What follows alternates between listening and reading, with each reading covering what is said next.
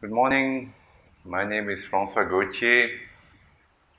Today is a very special day because 50 years ago I arrived in India. This talk is about chance or destiny. One never knows whether you do things and things happen to you, great things happen to you by chance or is it destiny. When I was very young, I was unhappy in my country, France. I was looking for something and I didn't know what it was. And I kept banging my head against the walls. And in 1969, when I'd completed my 18 years, I thought I should go and see the world. That I had never really experienced reality in France, in a cocoon. I had a fairly cocooned childhood in good schools. And so I thought, let me go around the world. At that time, there was the Vietnam War, and I knew a little bit of journalism. I had done some amateur journalism, some photography, and I thought, okay, maybe I can go to Vietnam, and be a photographer, a freelance photographer. And then it happened, chance or destiny, that one of my friends told me that there was a caravan of cars driving from Paris to Pondicherry to start a city named Auroville. I had never heard about India except cliches. When you're a kid, you read Tintin. I don't know if you heard about Tintin.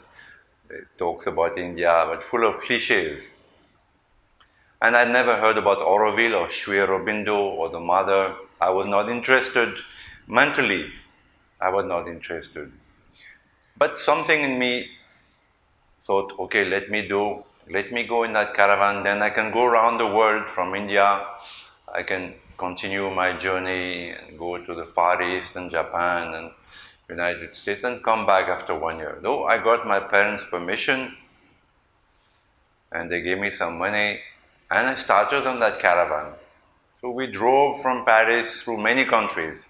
It was very adventurous because, you know, we were 15 and you put 15 people together, so packed, and, quarrels arose, tensions arise. So it was a beautiful journey, from Paris to Germany and Austria and Czechoslovakia, Greece, Turkey. When I reached Istanbul, the capital of Turkey, I felt that I left Europe, that suddenly it was something different. It was a new door, it was the East. So my first experience was Istanbul in Turkey. Then Iran. Afghanistan was very beautiful, very noble people and wonderful landscape, very bare, very noble. And then Pakistan, of course, you climb the Khyber Pass, the famous Khyber Pass, also called the Hindu Kush, the massacre of Hindus. There was one gentleman called Gauri, he took many slaves from India and took them back to Afghanistan in winter, and most of them perished of cold on the Hindu Kush. So thus the name, the killing of Hindus. And then, of course, Lahore. And from Lahore to Delhi, it's a very short journey. We drove at night because the engines of the cars used to overheat and some of the vans had broken down. So we drove from Lahore to Delhi at night. And the morning, very early, we reached Delhi. In those days, Delhi was a beautiful green city, not overcrowded and arrogant as it is today. And we had breakfast in Janpat. And then we were taken to the Sri Aurobindo Ashram, the branch of the Pondicherry Ashram in Delhi. Today it's become a huge school and college and compound. But in those days it was still in the fields. You can't imagine that today if you know Delhi. But in those days it was still in the fields. And so we reached that ashram, a beautiful old house, and it was the evening by that time, beautiful sunset. And I had a book with me translated by the mother of Sri Aurobindo called The Life Divine. She had translated, I think, 12 chapters in French. And on an impulse, again, chance or destiny, I climbed on the roof of one of the vans with that book, and I sat cross-legged looking at the sunset. It was extremely peaceful, like it can be in India in the evenings, farmers coming home, and birds chirping and the sunset. And I opened that book. I don't remember which page and which chapter, and I read two, three lines. And suddenly, I had a very strong experience, a spiritual experience. I was so young, just turned 19. But in a moment, with my eyes opened, I felt that I had reached home. That in this country, India, which I did not know, I was so ignorant about, there was a very ancient knowledge, and that I would live for the rest of my life in this country and work for this country. Now, this was, today it looks like a very subjective experience, but it was so strong, such a strong intuition of that knowledge, that in this country there's a knowledge about who am I, and now I'm putting words, but these were not in words. Who am I, and what is death, and what is life, and what is consciousness, what is an avatar, what is karma, what is dharma. So all this came to me in a few seconds, In a few seconds I knew that I had come home and I would stay here for the rest of my life. And there was a great knowledge in this country, and I would serve this country. So, of course, experience passed, and we had to drive another 2,000 kilometers from Delhi to reach Auroville, Pondicherry, which we did. It took a week to drive. We were all quite tired by that time. And we did reach Auroville. And of course, Auroville is another beautiful experience. I met the mother of Pondicherry, who was the companion of Sri Aurobindo. She was an extremely extraordinary person, a great guru, an avatar. And I also didn't know anything about her.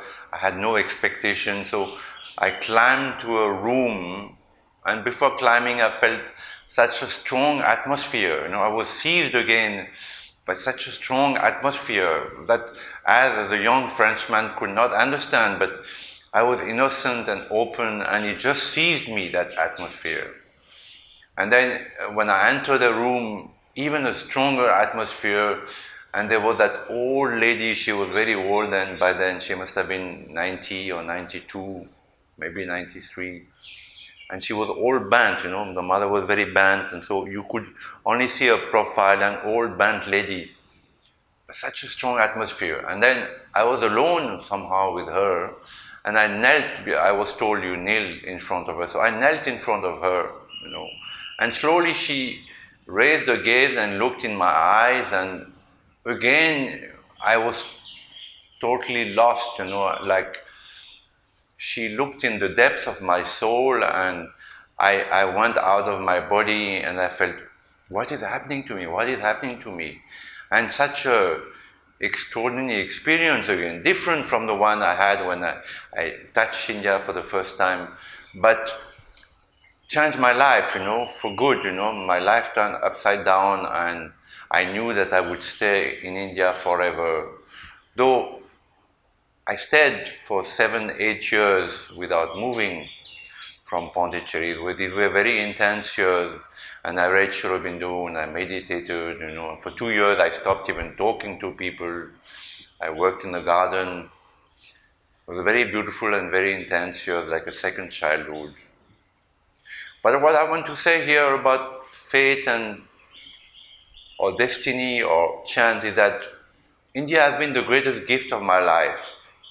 Coming to India, which is a country, it's ironic because in the West it's a country often associated with poverty, and problems and caste and so many things, and rapes.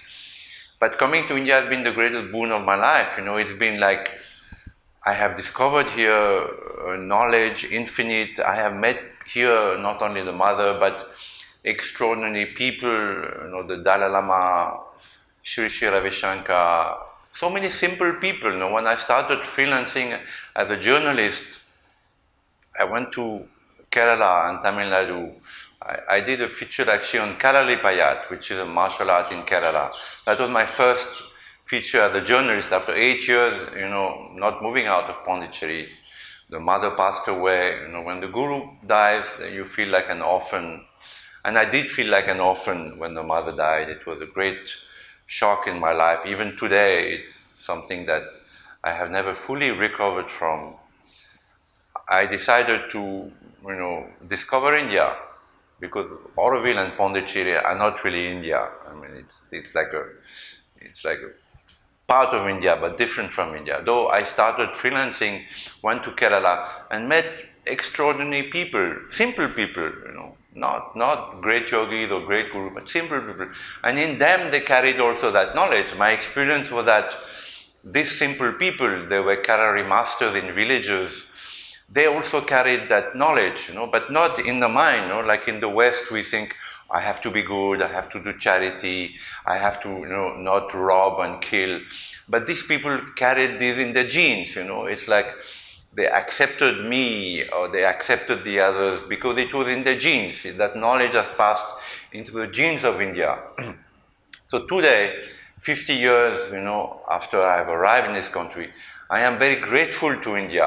India, it's called Mother India because truly it's a Shakti, it's feminine. The body of India is feminine.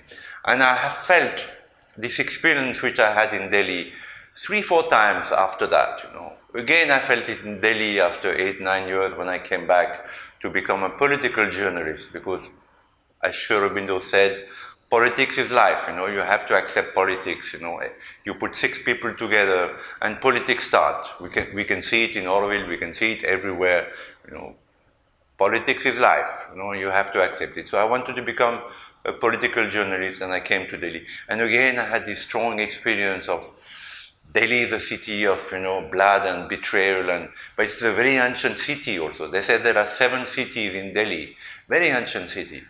Again, I had the experience. I had it in Jaipur also, experience of that being, Mother India, feeling a presence, feeling that this soil, this earth has a presence from, thousands and hundreds of thousands of years of tapasaya, of yogis, of simple people, of gurus, of avatars who came on this land.